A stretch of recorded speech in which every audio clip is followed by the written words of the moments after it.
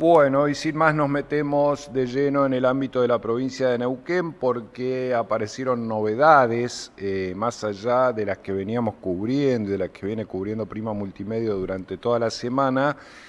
La novedad de estos últimos días tiene que ver con el proyecto de ley de ficha limpia que Rolando Figueroa envió a la legislatura de Neuquén. Esta era ya una promesa que había hecho el gobernador durante la última conferencia de prensa que dio el año pasado, en diciembre del año pasado, cuando conversó con todos nosotros, los trabajadores de los medios, sobre iniciativas públicas para luchar contra la corrupción, es decir, para transformar la consigna tolerancia cero en acciones concretas. Bueno, una tiene que ver con esto. Firmó el gobernador y envió a la legislatura el proyecto Ficha Limpia, un proyecto que se discute a nivel nacional todavía sin demasiado éxito, que ya se ha aprobado en algunas provincias, que tiene que ver fundamentalmente con evitar que tienen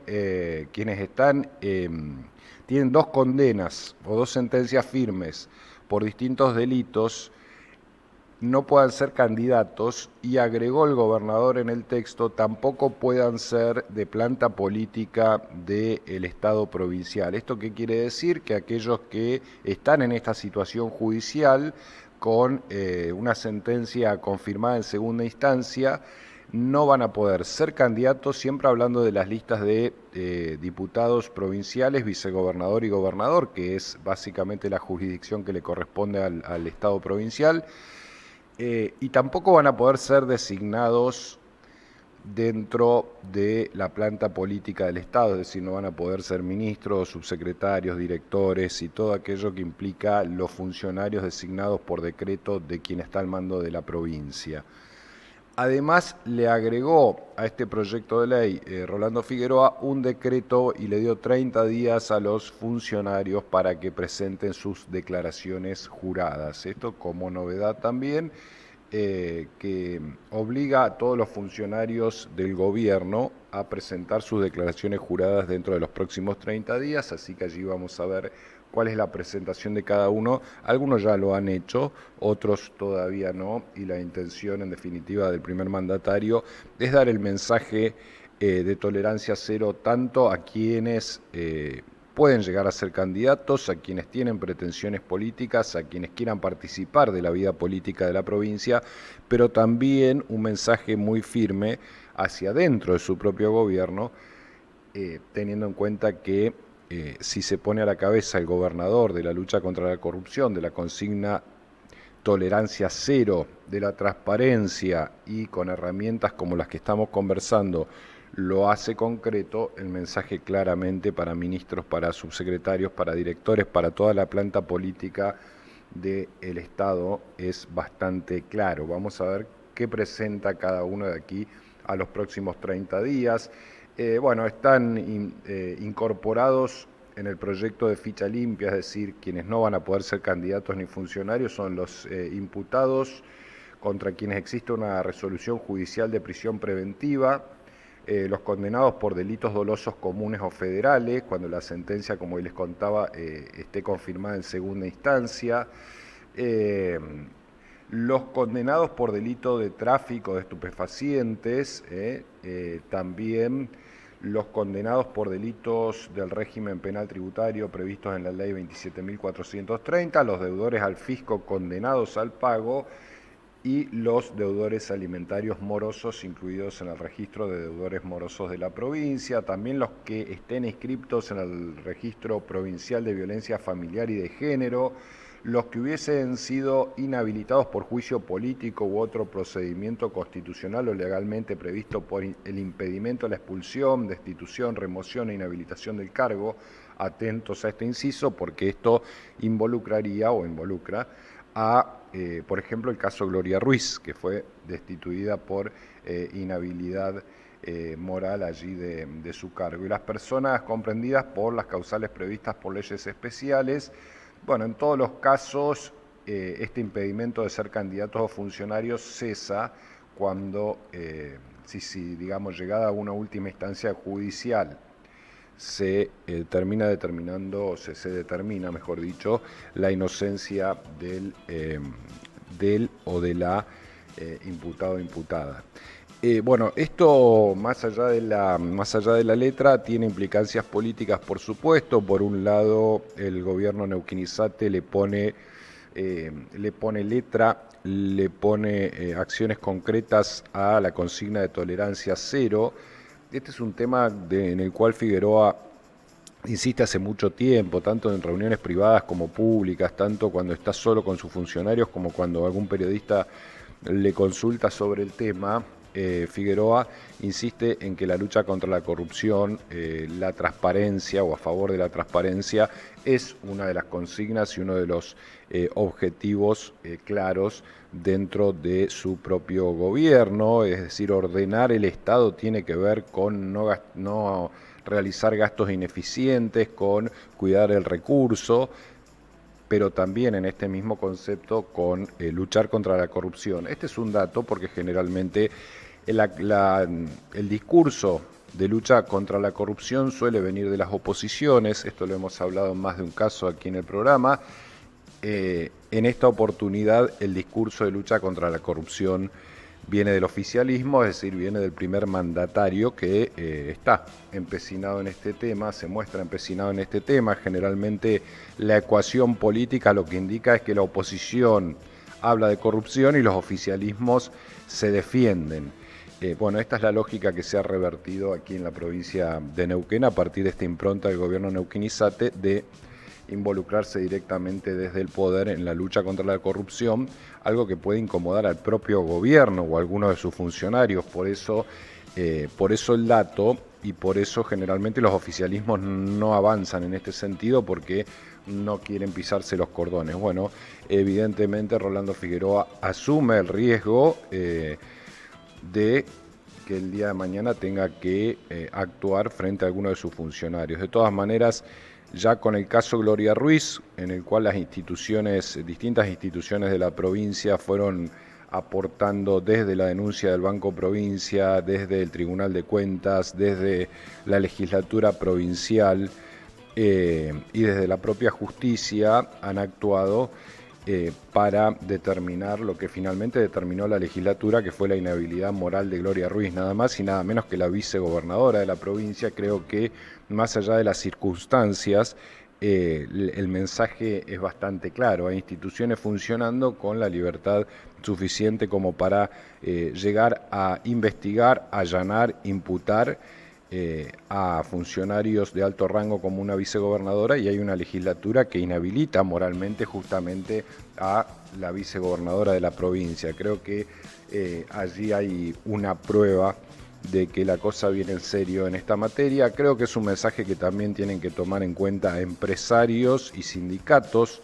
Es decir, hay una matriz allí de convivencia, de connivencia, que durante muchos años contuvo a estos sectores y que se llevó buena parte del recurso público en corrupción. Creo que el mensaje, si yo fuera o estuviera dentro de los empresarios que pretenden prestarle servicios al Estado, por ejemplo en la obra pública, o si yo fuera un sindicalista con intenciones de acordar o hacer acuerdos que estén por fuera de la ley con el Estado provincial, bueno, tomaría nota de esta impronta que está llevando adelante el gobierno neuquinizante en materia de transparencia.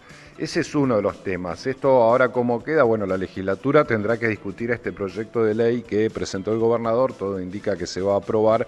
No le está costando prácticamente nada al gobierno neuquinizate sacar los proyectos y aprobar los proyectos que presenta en la legislatura provincial.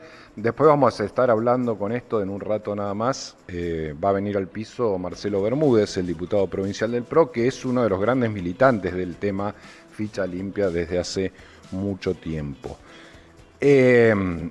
Bueno, de esto también habló el jefe de gabinete, Juan Luis Soucet, y también expresó, por supuesto, esto que les estoy contando, con otras palabras, que tiene que ver con esta lucha contra la corrupción que se da desde adentro del propio gobierno provincial, como una de las banderas o como uno de los objetivos que el Frente Neuquinizate se ha propuesto.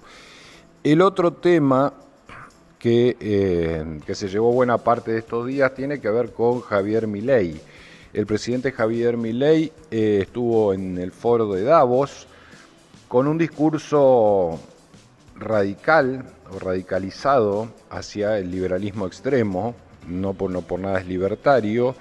Reivindicó básicamente los fundamentos del liberalismo clásico, es decir, los hombres nacemos todos libres e iguales. Nos queda constituir un poder en todo caso superior al que le delegamos facultades para básicamente tres cosas: para defender el derecho a la vida, es decir, no permitir que nadie atente contra el derecho a la vida de otro; para defender el derecho a la propiedad y para defender la libertad. Básicamente son los fundamentos del liberalismo clásico que los libertarios reivindican, a diferencia de ese liberalismo, si se quiere, que fue haciendo concesiones a lo largo del siglo XX, que terminó, por ejemplo, reconociendo fallas de mercado. Bueno, Milei no reconoce ni siquiera fallas de mercado. Milei cree en una sociedad donde todo aquello que atente contra la libertad del individuo es una intromisión indebida, es una intromisión injustificada y muchas veces es una intromisión autoritaria. De allí desprende Milei críticas a distintas organizaciones internacionales, a los gobiernos de distintos países que según él se han dejado invadir por el socialismo, por el intervencionismo estatal. Reivindicó a las figuras, entre otros, de Donald Trump, a quien también estuvo acompañando en la asunción que se dio durante esta semana. Reivindicó la figura de Elon Musk, un empresario, por supuesto, conocido por todos a nivel internacional. Criticó, y tal vez este fue el punto más sensible, criticó la ideología de género, o lo que él entiende como ideología de género, criticó al feminismo. Luego un ministro de él habló de que se va a avanzar en la abolición de la figura de femicidio en la República Argentina. Criticó todo aquello que él entiende, que los libertarios entienden, son intervenciones que atentan contra la igualdad de los individuos. Es decir, por ejemplo, que los femicidios tengan más penas que los homicidios, por ejemplo, que existan derechos a los cuales Milei llama privilegios para algunas minorías como la comunidad LGBT. Esto hizo muchísimo ruido, esto trajo respuestas de distintos sectores, desde los radicales, por ejemplo, tanto de los radicales conducidos por De Loredo como de los radicales conducidos por Lustó. Y después vamos a hablar de ello porque al mismo tiempo que Milei tira estos temas sobre la mesa que obligan a buena parte del arco político a diferenciarse de su posición, al mismo tiempo está intentando construir las mayorías en el Congreso para aprobar, entre otras cosas, el proyecto Ficha Limpia y un tema no menor que es la abolición de las primarias abiertas, simultáneas y obligatorias. Un Javier Milei que es disruptivo, incluso a nivel internacional.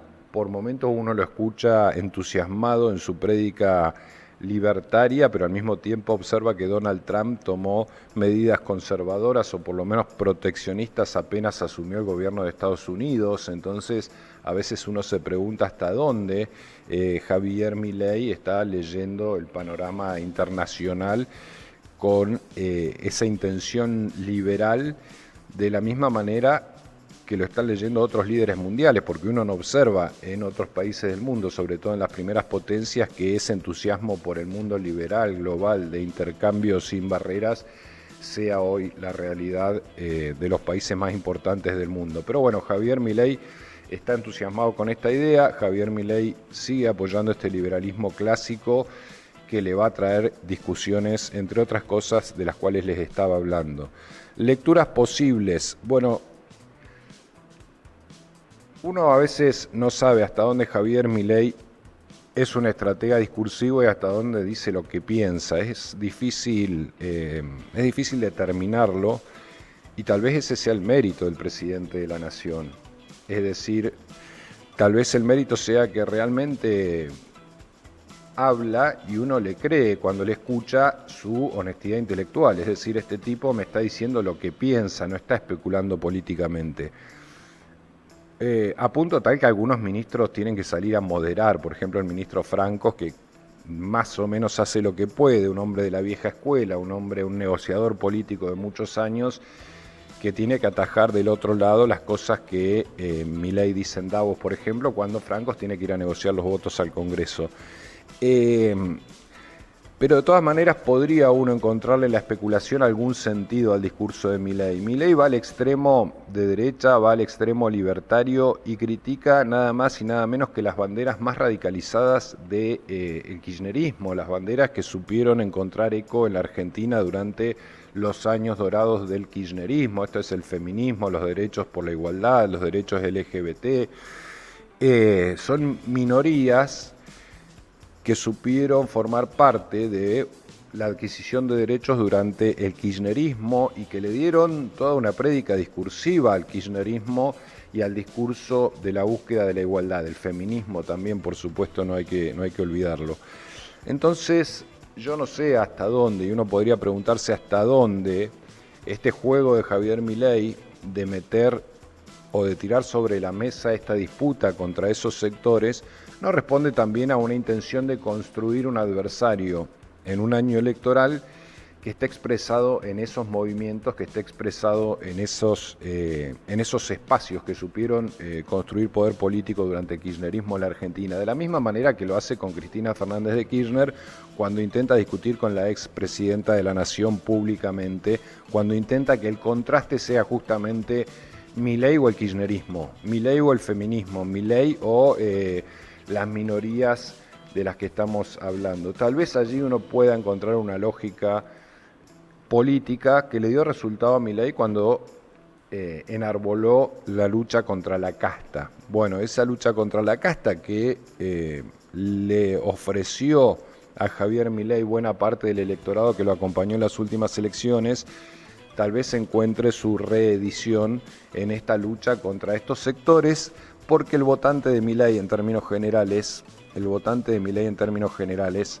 acompaña en mayor o menor grado este sentido discursivo que el presidente ha dado en Davos. Esto también hay que decirlo, porque el presidente no está actuando en abstracto, es decir, hay una sociedad y hay un sector muy importante de la sociedad que acompaña lo que ha dicho Javier Milei en Davos. Tal vez no lo piensa en el extremo en el que lo piensa Milei, tal vez ese electorado no va tan lejos como va el presidente, pero uno podría especular con que desde el liderazgo libertario están pensando en polarizar la elección y en construir este contraste. Bueno, si de un lado tenemos a Cristina, a las feministas, a las comunidades LGBT, es decir, a todos aquellos espacios que nuestro electorado critica, estamos al mismo tiempo cohesionando y al mismo tiempo garantizando un discurso que podría darnos buena ventaja en las próximas elecciones. Tal vez sea esa